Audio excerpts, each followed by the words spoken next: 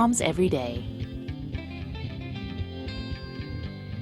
Good afternoon to you. Welcome to Moms Every Day. Lisa Hastings from the Women's Health Service is here to talk to us today about something that I almost hate to admit is going to point bad, nasty fingers right at me.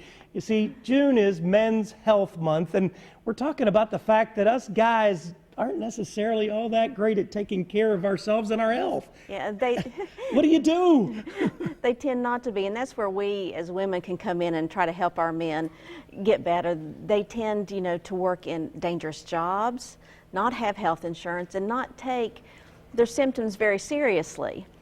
And so we can encourage them to get regular checkups. It's a good thing to start out when the men in our lives are young. As young boys, get them used to going to see the doctor and being able to talk to the doctor. They need to take their symptoms seriously.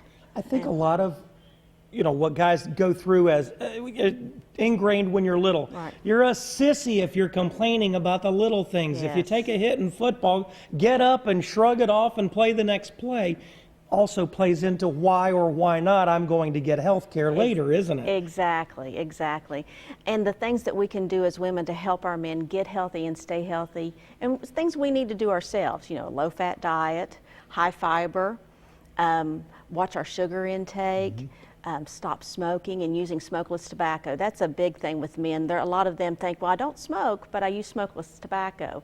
And we just saw here recently that young baseball player that died of cancer Tony Gwynn. from smokeless tobacco. So it's a big condition here in our region. He was just 54 years Just old 54, and passed away. yes. Yeah, very serious.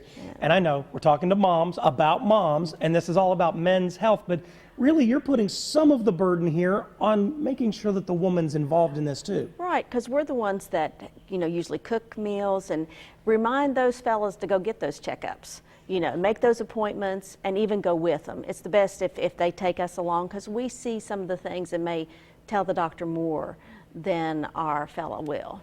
Some would call that nagging, but you're not looking at nagging. That's not what that's about, right? No, we just want them to be healthy and stay with us as long as they can. Because men tend to have a shorter lifespan than women because of those factors. And you'd like to have the partners sharing life together. Yes, not as long as we individually. can. Exactly. As long as we can.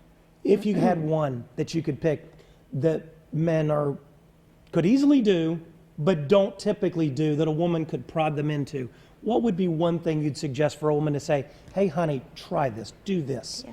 Well, go out with me for a walk.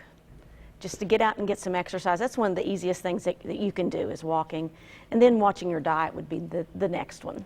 And those are simple steps. Those Simple. don't require a visit to the doctor. No, simple, very simple. Also, as we get older, some things are built into the healthcare schedule, as I would call it. Yes. Certain things come up at you that are preventative care kind of concepts. What do you like to see a man do when you get to 50 and when you start thinking about older years that a man should start saying, okay, I turned 50, what should I be doing? Well, at 40, really, they need to start and think about like their family history with prostate cancer. If they had someone, a first generation relative with prostate cancer at 40, they really should start getting looked at, and that's with colon cancer also. Okay. And men can and do get breast cancer. So they need to be aware of their family history of breast cancer, because they can also carry those genes that cause breast cancer, and they do self-breast examinations just like a woman would do. My wife's been bugging me about a colonoscopy too. Yes. That's one that comes up as well. At 50 years old is when you start the screening for colon cancer. What do you want a man to say when he goes to see a primary care physician, just for, I don't feel bad, but I need to get into the routine of checkup-oriented concepts? What should a man be talking to his doctor about? When you go to your doctor, you need to have a written list of questions. That's the best way to do, and it would be what you know about your health history.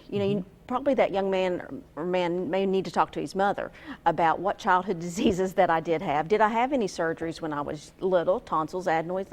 Doctors want to know all about your past. And it's not that they're being nosy, it's that they need to know those things to help improve your health now. Figure out how to get you the proper help. Right. We appreciate you being here from the Women's Health Service. And if you want to learn more about anything we've talked about, if you're the woman who wants to prod, the man who needs the help, Go to WSAZ.com, click on Moms Every Day. We'll connect you with some help, and you can talk with Lisa about it. Lisa, thank you for being with us. Thank you, Rob.